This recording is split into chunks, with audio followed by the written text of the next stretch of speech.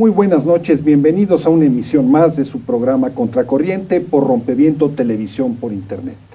Soy Luis Hernández Navarro y hoy en la noche vamos a estar conversando sobre la encrucijada griega con María Haidopoulou e Ilías Ciegas. No se vayan, regresamos en muy breves instantes.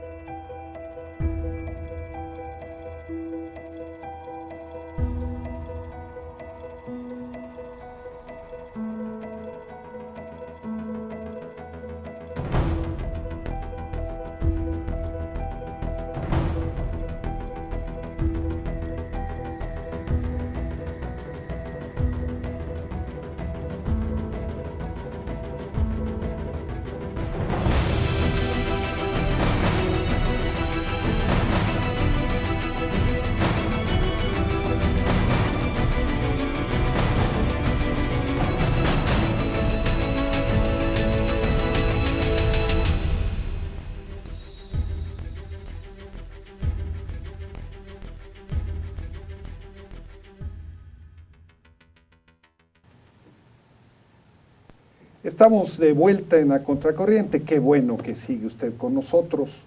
Hoy en la noche vamos a conversar sobre la encrucijada griega con María Haidopoulou.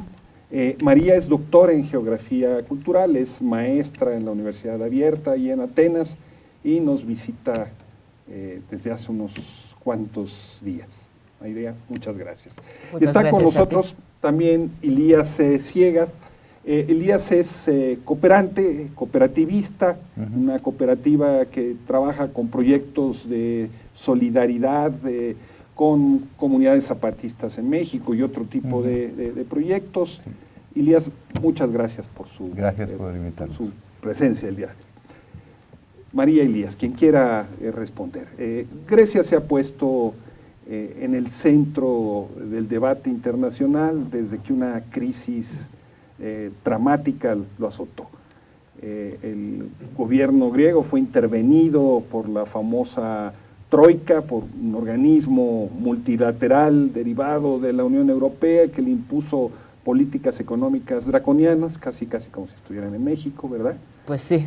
Y finalmente se suscitaron una gran cantidad de protestas, la opción de alternativas de izquierda novedosas. Han pasado muchas cosas pues en Grecia, por eso hablamos de que está en una encrucijada. ¿Cuál es el punto de arranque? ¿Dónde lo ubicarían ustedes de esta nueva situación que se vive en Grecia? Pues la crisis es sistémica, ¿no? O sea, obviamente no es una crisis solamente de Grecia. La crisis aparece en 2008, pero para un año ya no entramos en crisis política. Hay elecciones, 2009, gana el Partido Socialdemócrata, PASOK, diciendo que sí hay dinero, eso era. Y en 2010 ya es obvio que no hay dinero, la deuda es muy alta, y pasa la primera, se aplican las primeras medidas de austeridad por la Troika. Que la Troika es el Banco Central Europeo, la Unión Europea y el Fondo Monetario Internacional, que parece como muy irónico de que de repente el Fondo Monetario Internacional entra en un país del primer mundo, porque Grecia, a pesar de lo que se dijo después, entró en la Unión Europea, Comunidad Europea en este entonces, en los 80, y fue dentro del primer grupo de países que entraron en el euro, 2002. Entonces, y pues y hemos llegado, ahora estamos a 4 años de la aplicación de medidas y los índices están iguales a los países de la ex Unión Soviética que están entrando. Entonces tenemos, o sea, los índices económicos que no siempre reflejan la descomposición social, pero si algo reflejan, están a los niveles de los países que ahora supuestamente están entrando en el primer mundo, ¿no? Entre comillas. ¿no? Grecia, antes de entrar al proceso de la Unión Europea, era una nación que tenía una agricultura sana, vital, astilleros, actividades económicas relevantes. Sin embargo, hoy pareciera estar condenada a ser un país de servicios, un país de turismo. ¿Tiene que ver esto con su proceso de incorporación a la Unión Europea o es más bien resultado de que no se aplicaron medidas económicas adecuadas a tiempo? Pues hay dos cosas, yo creo. Es la entrada de Grecia en la Unión Europea, es algo que cambió muchas cosas, pero sobre todo la entrada de Grecia en la moneda, el euro, ¿no? Esto, tener el misma moneda con otros países como Alemania, que son mucho más productivas, digamos, condenó a Grecia a dejar producir de manera industrial o otras cosas, ¿no? Y convertirse en un país de servicios, de comercio y tal, ¿no? Pero también otra cosa es que con el proceso de globalización en general, un país como Grecia, que tenía unos sueldos bastante elevados, ¿no? No podía competir con los países como China, de bajos salarios, ¿no? No es solo un proceso de incorporación en la Unión Europea, sino un proceso de globalización también. Lo importante es que, por esas dos razones, la economía griega se basó muchísimo en el crédito, ¿no? Como otros países europeos también, pero muchísimo en el crédito. Y fue una historia de éxito antes de la crisis, pero esta historia de éxito fue basada en crédito fácil, porque entrar en el euro significaría también bajas tasas de interés, crédito fácil, ¿no? Y entonces la deuda pública surgió muchísimo, la deuda privada también, pero no tanto como en otros países europeos. Entonces el problema de Grecia, cuando empezó la crisis griega, es una crisis de deuda pública, ¿no? Que viene de la crisis del 2008, concretamente.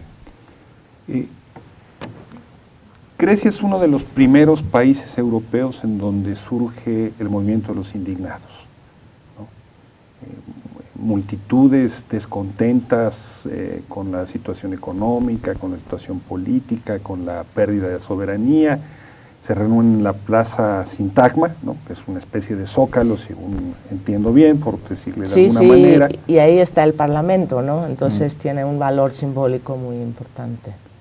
¿Qué pasó con este movimiento de la indignación griega? Pues al principio yo creo que primero fue la sorpresa de muchos analistas, porque decían, pues, generaciones apolíticas, ¿no? Indiferentes. Y de repente sale tanta gente en las calles y en Sintagma, y no son amas de casa, son jóvenes. Y hay una necesidad de hablar, ¿no? De hablar uno con el otro, porque estábamos como en un estado de terror, ¿no? Con las medidas, o sea, deberíamos aplicar las medidas, si no íbamos a salir del euro. ¿Qué medidas fueron, María? Perdón, para explicarnos. Pues bajada de sueldos en general, o sea, la bajada de sueldos ha llegado hasta 30%. Despidos en el sector público, porque supuestamente teníamos un sector público, o sea, muy grande. Privatizaciones de empresas públicas para pagar la deuda, y en general lo que siguen intentando es vender lo que se puede vender del Estado, venderlo para pagar la deuda, sin pensar como a largo plazo. Por ejemplo, están vendiendo edificios que pertenecían al Estado, lo están vendiendo a compañías que después rentan a estos mismos edificios al Estado con contratos de 30 años. Entonces, no es que pues, eso han hecho cosas completamente absurdas económicamente, ¿no? Muchas veces. Pues entonces, impuestos, subieron todos los impuestos, ¿no? O sea, los trataron como si fueran un país del tercer mundo. Sí, sí. Es verdad que el programa de la Troika de Grecia parece mucho a los programas de los años 80 en países de África y países de América Latina. Es la misma doctrina, ¿no? Es como una copia. Y sí, fue un choque grande, enorme para la sociedad griega. Como lo ponen en su libro Naomi Klein, esta doctrina del choque, ¿no? Fue muy rápido todo, muy rápido. De repente nos enteramos que el país no se puede encontrar dinero de los mercados porque las tasas de interés se habían subido muchísimo y de repente estamos en una situación de emergencia, ¿no? Con los medios de comunicación digando que estamos en guerra, el gobierno anunciando cosas de estilo, sí, como si fuéramos en una guerra, ¿no? Y empezaron a pasar medidas muy rápido, y medidas que antes de la crisis no... Eran impensables. Impensables, ¿no? Como esto, reducir sueldos, cortar muchísimo el gasto social en salud, educación, los jubilados también. Pensiones, sí. Sí. Fue una oleada de medidas. Y en Sintagma, antes de Sintagma otras manifestaciones grandes, sí. Pero la primera vez que la gente salió de esta situación de miedo y de choque, digamos, fue en Sintagma 2011. ¿Qué les parece si vamos a una pequeña pausa y al regresar nos platican el surgimiento de Sintagma? Sintagma. Amigos, los invitamos a que continúen con nosotros. Vamos a un breve corte y regresamos en unos cuantos instantes.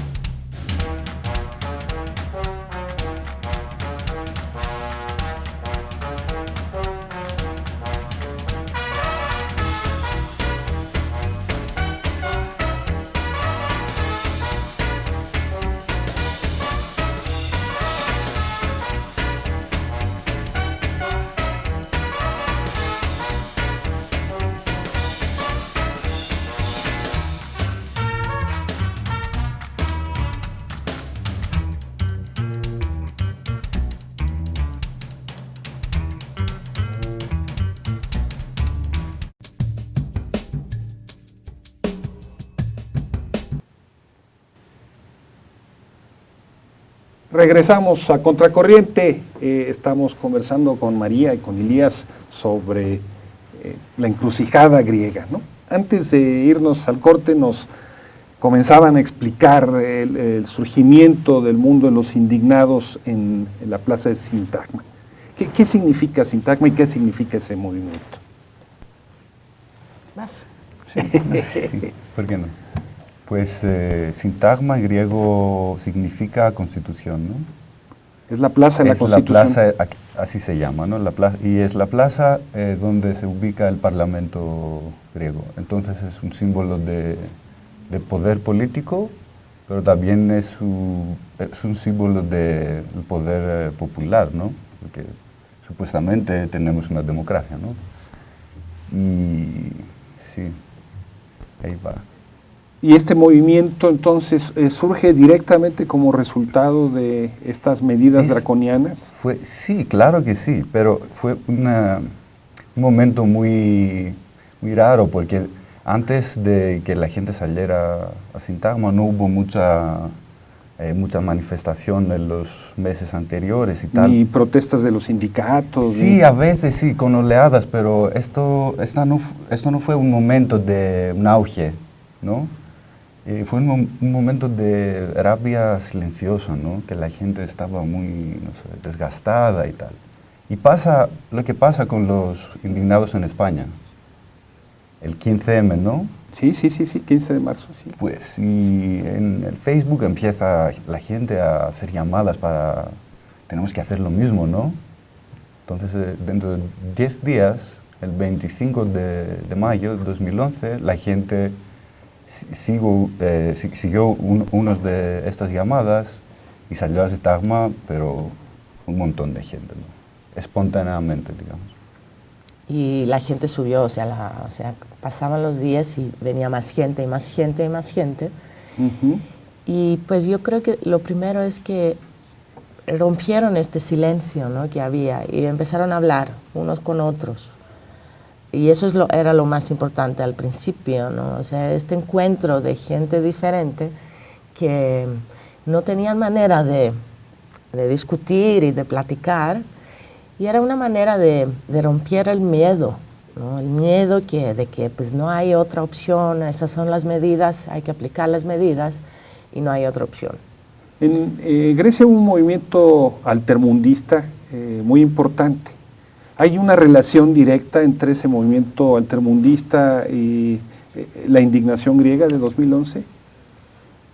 Pues quizás sí, o sea, no sé si tan directo, pero yo creo que el auge de los movimientos hoy día en Grecia, movimientos de todo tipo, ¿no?, de solidaridad, de cooperativas, de todo tipo, tiene que ver con el conocimiento y que había adquirido algunos grupos en Grecia durante el movimiento antiglobalización.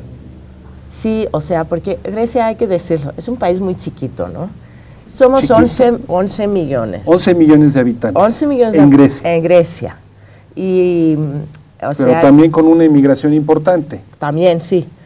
Y tiene la superficie de Nicaragua, Grecia, es muy chiquita, ¿no? Entonces, son como conocimientos y experiencias que viajan, ¿no?, de un grupo a otro, entre gentes y grupos de gente, ¿no? Sobre esta pregunta es que en Grecia hay una tradición de izquierda, ¿no?, muy importante, y también en la década 2000 hasta 2010, digamos, una evolución de este movimiento altermundista, sí, pero fue una minoría, ¿no?, en la sociedad griega, una minoría activa, sí, pero minoría. Lo que pasó en Sintagma es que la mayoría, o digamos, mucho más gente de la sociedad griega salió a las calles e interrumpió en la escena política, ¿no? Pero la experiencia que llevaba esta minoría, digamos, politizada y tal, fue muy importante para el movimiento, porque Del inicio era como miles y miles de personas saliendo a la calle. Esta primera noche, gente que tenía experiencia de movimientos de antes organizó la primera asamblea, ¿no? La primera asamblea de la plaza con estructura horizontal, digamos, donde cada uno y una podía tomar el micrófono y hablar, hacer propuestas. Esta experiencia la llevaba así el movimiento altermundista. Hubo un acontecimiento que se difundió, yo diría mucho internacionalmente, que impactó a la opinión pública internacional, que fue el suicidio de un pensionado, un hombre mayor, que dejó un testamento en donde denunciaba la atrocidad que se vivía en Grecia. Este hecho, esta inmolación, impactó también en la sociedad griega, fue un instrumento revulsivo que catalizara algo o fue un simple acto aislado. Eso fue después, ¿no? Sí. Después del movimiento de Siddhartha. O sea, ya estaba el movimiento, ya estaban las protestas, la organización. Sí, y esto es después, ¿no? Es después. Sí, es que sí fue un acto muy simbólico y muy importante, ¿no? Pero también hubo otros actos. Por ejemplo, que no es un acto, pero pues hace un año murieron unos jóvenes intentando encontrar una manera para calefacción sin petróleo, porque uno de los problemas es que el impuesto al petróleo de la calefacción, por ejemplo, ha subido mucho. Entonces, pues la mayoría de la gente paró de comprar petróleo. Entonces tenían que encontrar otras maneras para calefacción, porque pues Grecia sí es un país que hay un invierno, no, o sea, crudo, sí. Entonces, pues la gente como quemaba cualquier cosa. Entonces, unos jóvenes se murieron por el humo. Y eso sacudió, digamos, la opinión pública griega. Sí. También. Hay muchas de estas noticias, ¿no?, que salen. Ayer era que un pensionero tenía que pagar un impuesto sobre propiedad, su propia casa, porque hay impuestos sobre la propia casa ahora. Y fue una cola muy grande de gente para pagar y tenía que esperar muchas horas, tenía un problema de corazón, no sé qué, y se murió en la cola. Le ¿no? acabó dando un infarto. Sí. En la Hay muchas historias tan pequeñas, pero que son simbólicas, ¿no?, de lo que está pasando en el país. Muchas. Y la relación entre esta tradición de izquierda de la que hablabas, Ilías, y el descontento social, ¿hay una relación directa? O sea, este descontento social tiene que ver con un trabajo de concientización o de organización que viene del mundo de la izquierda o pertenece a otra esfera de la sociedad. Podemos hablar sobre esto, María también, pero creo que es un descontento general, sí, y hay muchas vías para que se exprese, ¿no? Y en Grecia hemos visto muchas vías, como el auge también del neofascismo. Ha surgido el neofascismo. Dentro de la crisis, sí, claro. Pero también otro auge de un movimiento popular grande de izquierdas también, sí. Y Syriza. Syriza es la expresión política, ¿no? Ajá. Pero no la expresión social. Hay yo creo, una alianza en este momento entre una gran parte de la sociedad griega que resiste y que quiere que cambie esta situación y que se mete en actos cotidianos y de solidaridad de día al día, ¿no? Y con un movimiento político que es Syriza, que dice que quiere cambiar las cosas tomando el poder político, ¿no? Cuando ustedes hablan de este surgimiento del neofascismo, ¿están hablando de una expresión social? ¿Están hablando de un partido político? ¿Y cuál es su agenda? ¿La lucha contra los inmigrantes? ¿El nacionalismo griego? ¿Cómo se podría explicar? ¿Cómo lo podrían explicar? Pues es un partido político, pero pues también detrás de eso hay un movimiento, ¿no? Porque ya los últimos meses, años, han salido mucha información sobre entrenamiento de jóvenes para ataques a inmigrantes, no solamente a inmigrantes, a gente gay también, ¿no? ¿A gente cómo? Gay, homosexual. Gay, ok. O sea, a todo lo diferente, ¿no? Y sí tiene una agenda, por ejemplo, que las mujeres deben estar en casa, cuidando a los hijos, o sea, muy conservadora, nacionalista, y también de repente trae un discurso en contra de los políticos, ¿no?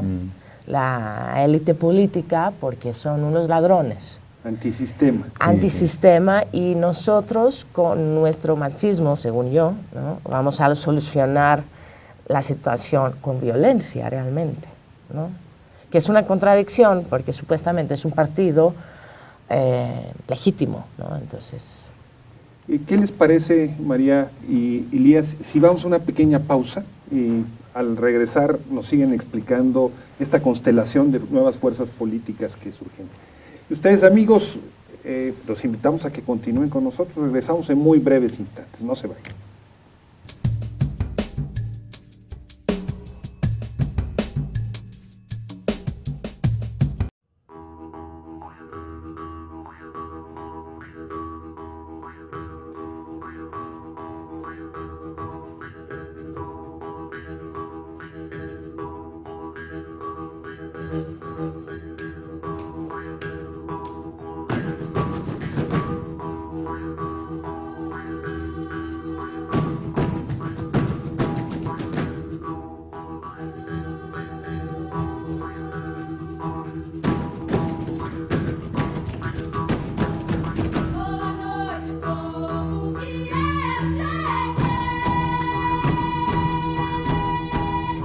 Mais outra vez apresenta meu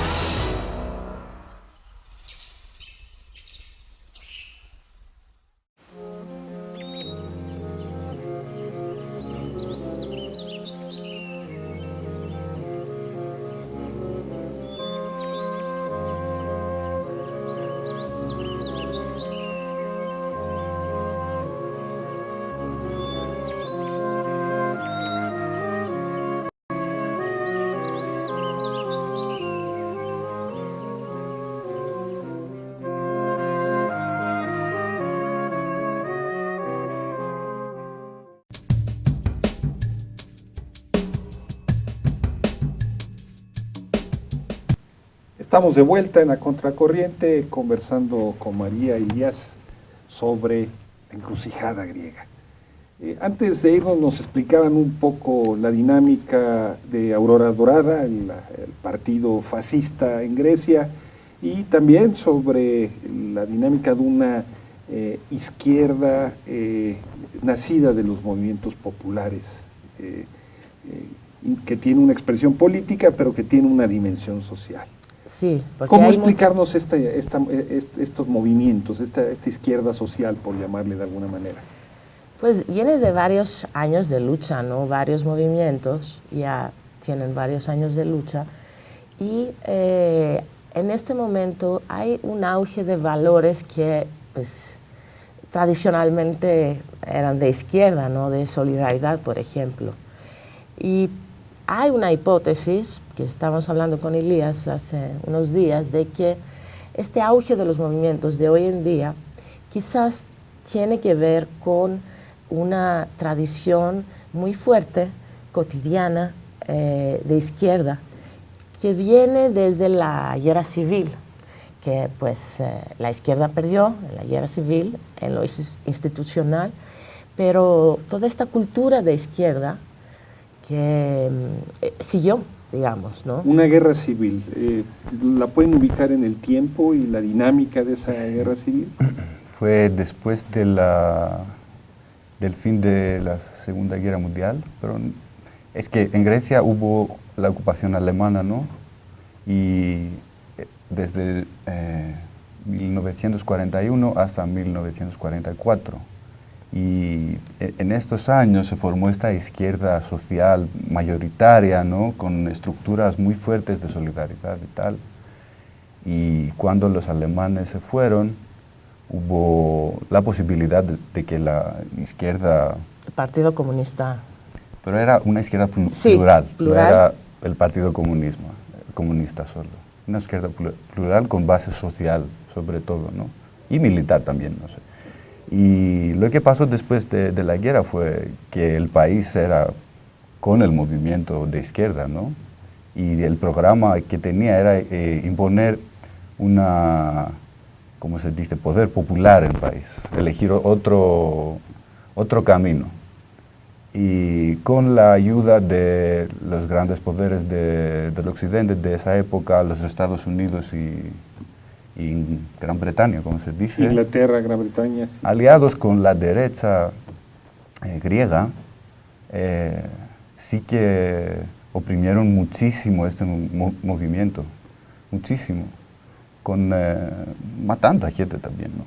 Y así se empezó la guerra civil de Grecia desde 1946 hasta 1949, ¿no? Y hay que decir que pues Stalin y Churchill como dividieron el mundo. En Yalta.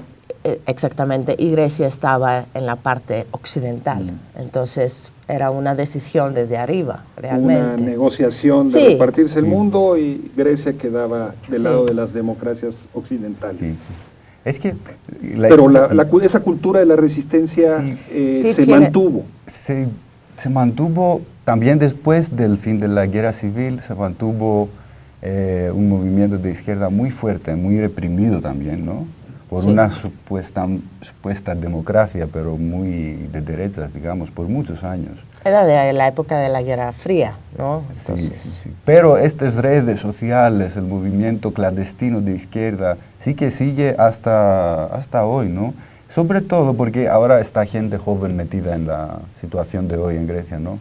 Hay memorias y hay cuentos de cómo pasaban las cosas, de la historia. Estos cuentos son importantes, ¿no? O sea, hay un relato de la resistencia que está además alimentado por un tejido social y por una serie de valores que se mantuvieron, tuvieron una línea de continuidad más allá de los distintos gobiernos y que hoy aflora ante la situación de crisis. Esa es la hipótesis. La hipótesis. Pero no es de suerte que muchos eslóganes que se pueden escuchar en manifestaciones son de la época esa, ¿no? que reaparecen estos eslóganes, ¿no? Después tenemos también la dictadura, ¿no? O sea, el sistema democrático en Grecia empieza después de 74, que cae la dictadura. Portugal, España, Grecia son los 3 países europeos donde no hay democracias formales. Hasta los años 70. Hasta los 70. Sí. Pero sí pusimos al dictador en la cárcel, ¿no? Sí, lo pusieron a diferencia de otros, ¿no? Y pusieron también una reina en España, hombre, que ya abdicó con el marido, pero Otro punto sobre lo que estamos hablando, otro punto interesante sobre esta comparación con los años de la ocupación y la guerra civil, es que también la Aurora Dorada tiene una continuación con la gente que colaboró con la ocupación alemana de la época, ¿no? Con los nazis. También una continuidad. Sí, y también tienen eslóganes de aquella época. Cuando hablan de Aurora Dorada y su presencia hoy en la sociedad griega, están hablando, por ejemplo, de qué porcentaje del voto, por medirlo en términos electorales. Más o menos 10%. Llegó a o sea, en las elecciones para... ¿Cuándo fue? A pesar de que sus dirigentes están en la cárcel. Sí, a pesar de eso. No, ahora no sabemos, o sea, ahora las encuestas ya está un poco más abajo. Sí, pero no puede... O sea, no llega a 10% ahora, está como a las 7, pero son encuestas, entonces nunca sabes. Claro. Y yo no creo que, que toda la gente o sea, espero que no toda la gente que vota por Aurora Dorada sea fascistas. Pero, no sé. Sí, ahora lo saben. Todo, porque con ahora están en cárcel los dirigentes, ¿no? Y surgen muchas cosas sobre cómo funcionaban, sobre este partido y este movimiento, sobre sus creencias reales, que eran neonazi total, ¿no? Saludando como así y teniendo esvásticas, y todos lo saben, está mediatizado ahora, y siguen votando, ¿no? Entonces sí que son. Todavía, sí, están en la cárcel esperando el juicio, todavía no... Bueno, pero simultáneamente al surgimiento de este neofascismo ha surgido una nueva izquierda de expresión política de la que comenzamos ya a hablar, Syriza, que ha tenido un enorme éxito electoral, pensado sobre todo en términos de lo que ha sido el fracaso de muchas opciones de izquierda en el terreno electoral en la vieja Europa. El 2009 el Syriza tenía como 4.5 por allá. 4.6, creo. Un partido testimonial, digamos. Sí. Con una fuerza, pero testimonial. Necesitas 3% para entrar en el Parlamento.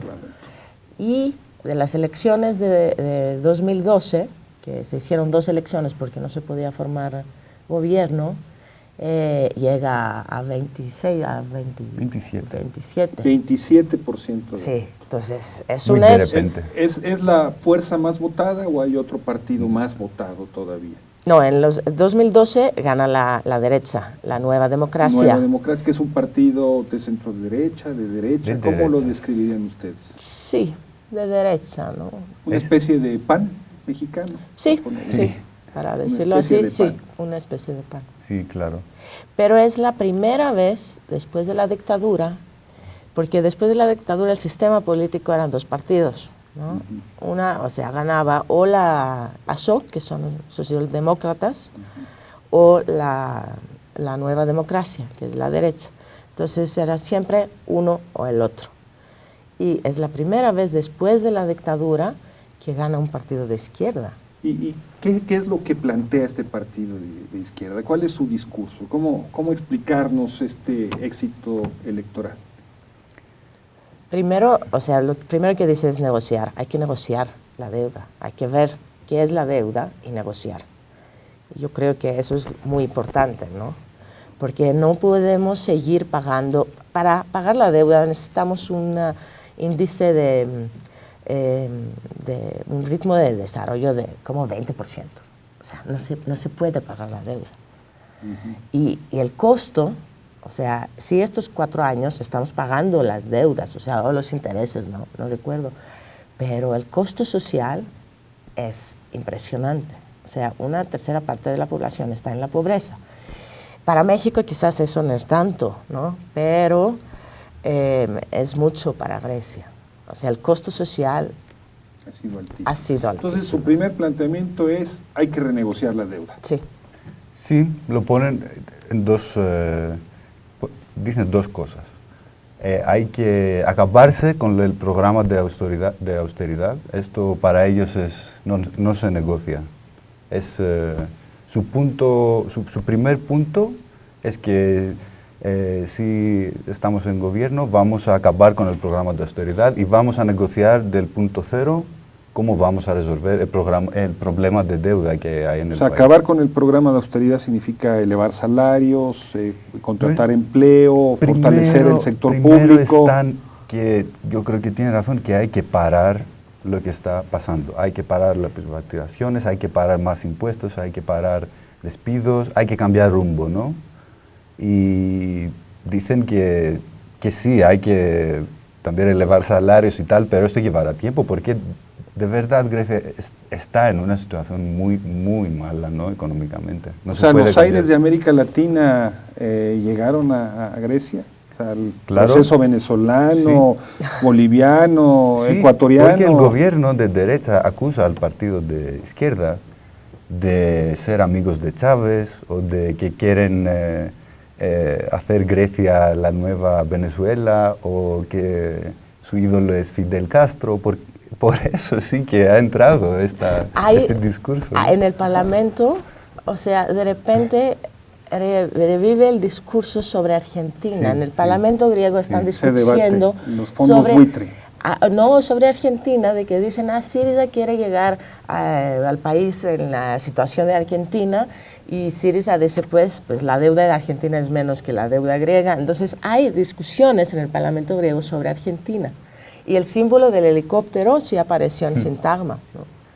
Bueno, ¿qué les parece si vamos a una pequeña pausa ante este impacto de los vientos de Latinoamérica y el debate en el Parlamento griego sobre lo que sucede en el continente americano? Los invitamos a que continúen con nosotros. Regresamos en breves instantes para el último segmento de Grecia en su encrucijada. No se vayan.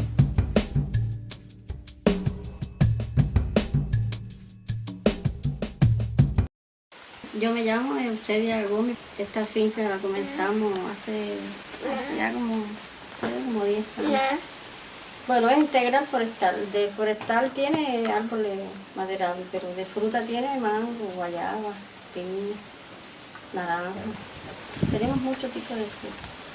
Y en el patio tenemos los hortalizas, unos conopónicos chiquitos, pero nos da para abastecer. Ahí sembramos de todo un poquito. Mi nombre es Juan Ortiz Pérez. La finca partió de un proyecto, el proyecto de la finca de forestales en la montaña, después de haber pasado en fases de periodo especial, ¿no? Buscaban alternativas para buscar las formas de vida del campesino. Y nos cogió un poco desamparados porque no se sembraba ni nada, y al llegar bastante apretado que se pasó. Nos obligó a buscar alternativas para poder sobrevivir, porque realmente por la vía que entraban las cosas se dejó de entrar, se fue alimentando. Entonces buscar alternativas para poder sobrevivir por medio de los propios, de uno que buscar los propios alimentos. Esto sirvió a la gente para que aprendieran muchas cosas. Yo digo que nosotros aprendimos con el periodo especial, porque, por ejemplo, el imperio, ¿no?, estaba celebrando porque nos íbamos a derrumbar. Y yo diría que lo que celebramos fue nosotros porque aprendimos con eso. Nos dio una lección que nos enseñó a hacer cosas que nunca lo habíamos hecho. Estamos más fortalecidos. Yo creo que sí, que todos los campesinos viven bien. Porque tú no vas a sacar a un campesino que no tenga que comer.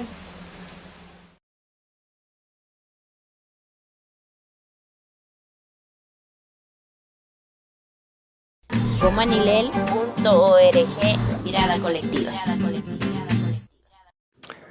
La alternativa al neoliberalismo se llama conciencia.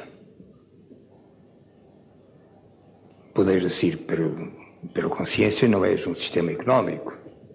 No, no es un sistema económico. Conciencia no es la organización del mercado. Yo digo, tampoco lo es. No, conciencia no es eso. Y no es un régimen político nuevo, no. no es eso. No lo es. Pero es algo más que todo eso. Es la conciencia que hay que tener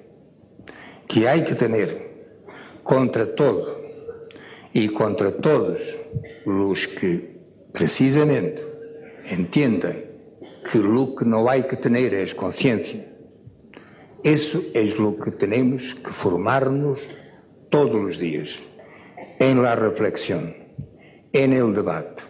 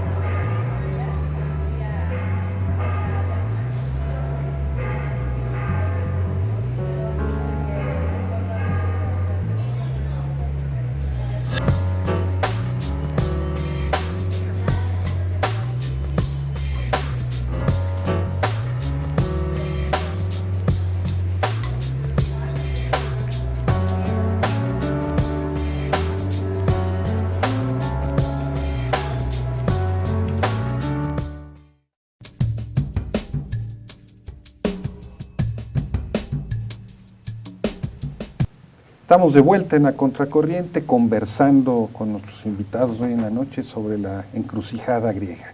Y antes de irnos al segmento nos explicaban este ascenso electoral que ha tenido una izquierda novedosa, ¿no? Un ascenso inusitado, ¿no?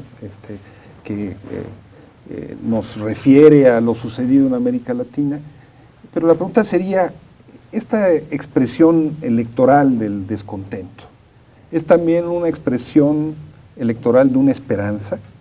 ¿Y es algo solamente electoral o siguen habiendo luchas en la sociedad griega que no se expresan necesariamente en el terreno parlamentario? Pues sí, seguro es una esperanza, ¿no? En este momento. Sí es una esperanza. Sí es una esperanza porque pues, ya no existe el estado de bienestar, ¿no? Entonces sí es una esperanza que vaya a existir otra vez. Pero sí refleja como movimientos más amplios de resistencia a lo que está pasando, de diverso tipo, que, o sea, desde el movimiento en contra de la minería canadiense, el Dorado Gold.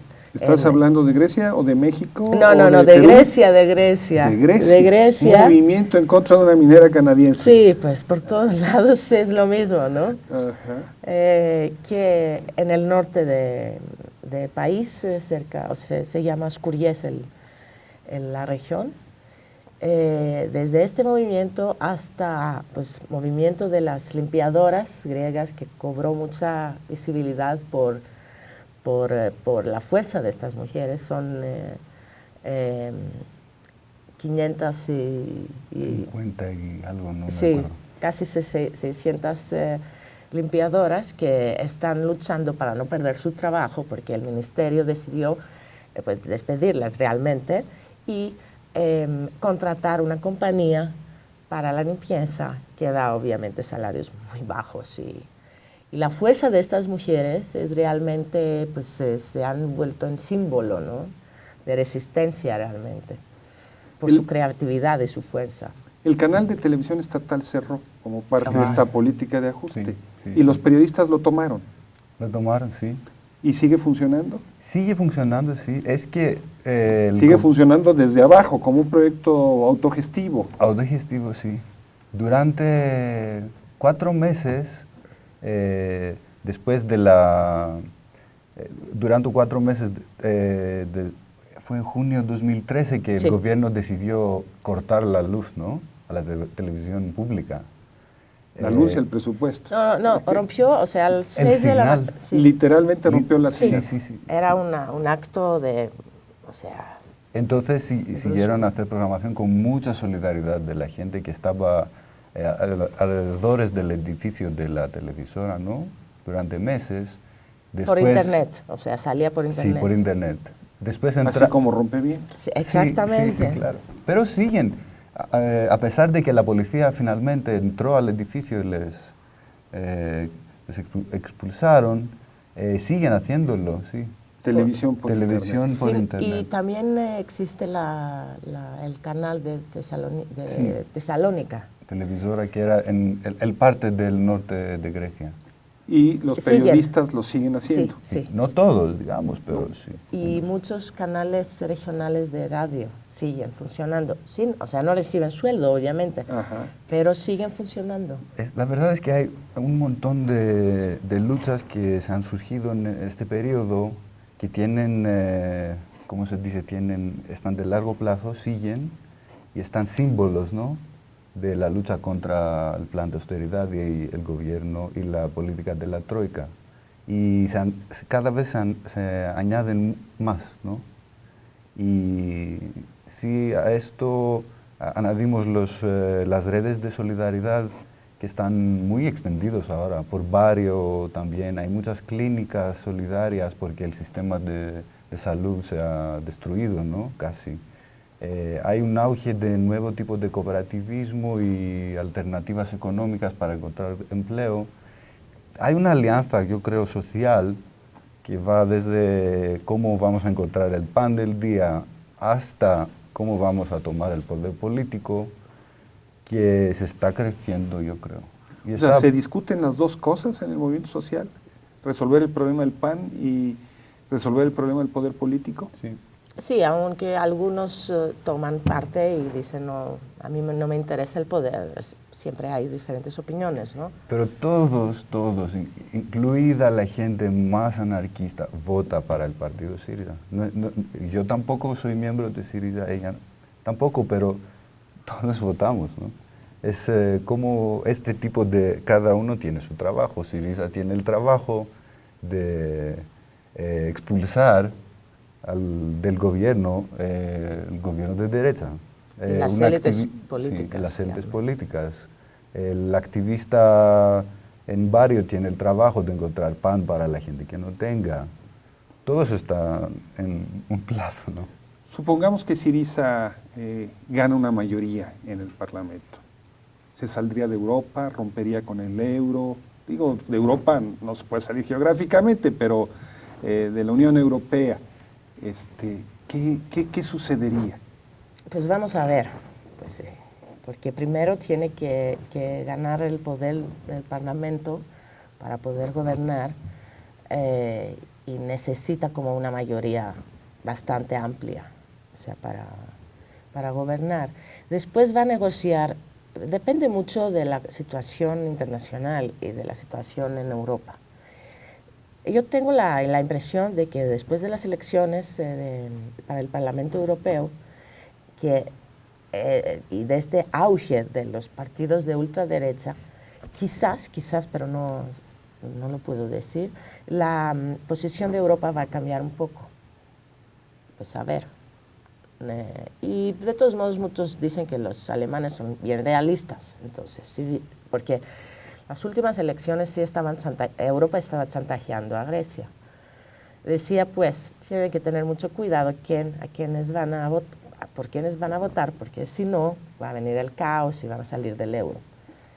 O sea, Alemania votó en las elecciones griegas. Casi. Claro que sí, claro casi. que sí.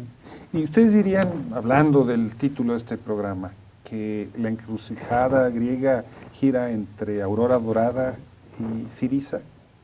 Ahora no. No. Ahora no. Porque la aurora dorada está en baja, ¿no? Ahora está bajando. Y solo creo que es obvio ahora que la alternativa política y social, incluso en Grecia, es la izquierda. Es obvio a todos. Incluso en los periodistas que soportan al gobierno de derecha, es que el clima va cambiando, las encuestas, el partido de Syriza tiene 10 puntos porcentajes más que el gobierno, ¿no? Hay un clima que sí que la izquierda viene en este país. Y hay la incertidumbre de qué va a pasar después. ¿Y cuándo son las próximas elecciones? Es que hay un momento que principios del año que entra tenemos que, en el Parlamento tienen que votar por el presidente de la República, que en Grecia no tiene mucho poder, pero es... Como el jefe del Ejecutivo. Sí, pero parece que no, o sea, no van a tener los votos. Entonces, si no pueden votar en el Parlamento, sí tienen que hacer elecciones. Entonces, quizás va a haber elecciones el año que entra, pero no sabemos. Mira, el gobierno empezó en junio de 2012 con 180 diputados de los 300 que tiene el Parlamento griego. Ahora cuenta con 153. O sea, ha venido perdiendo, Sí, han va desertado perdiendo. de sus filas. Sí, claro, ¿Y esos claro. diputados que ha perdido se han sumado a la izquierda o no necesariamente? No. Simple y no sencillamente...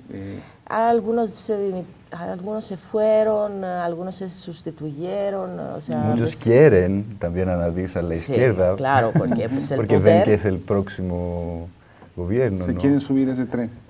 Sí.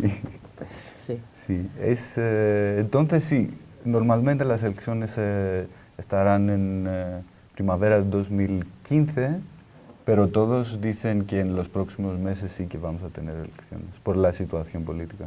Primavera de 2016. 16, sí. O sea, Supuestamente, cada 4 años sí. se hacen en Grecia. Déjenme insistir en esta pregunta que haría nada más para terminar en un minuto. Sí. ¿Ustedes ven materia para la esperanza en su país? Sí. Hay, pues, después de 4 años y de una depresión psicológica y social, sí, parece. En este momento sí. Y para mí está claro también, y no es solo, es en todos los ámbitos. Yo estoy metido en el área de cooperativismo, economía solidaria, y cada mes que pasa hay nuevos grupos formando, nuevas redes formando. Sí, es también un momento de esperanza, no solo de encrucijada. O sea, haríamos bien en México no solamente mirar hacia Latinoamérica, sino también mirar hacia Grecia. Quizá. Vamos a ver, ¿eh? Pero... Muchas gracias, María, muchas gracias, Elías, y muchas gracias a ustedes, amigos, por su presencia el día de hoy en este programa. Vimos ya que la encrucijada griega nos toca de manera muy directa. Vimos que muchas de las políticas que se han aplicado allí son las mismas que se están aplicando acá y que pareciera ser que sí hay una salida distinta a la que nos dicen. No se vayan, nos vemos la semana que viene, pero mientras tanto continúen aquí en Rompeviento para ver lo que Rompeviento se llevó con la esclarecida conducción de Jesús Taylor. Nos vemos la semana que viene. Si no decimos eso...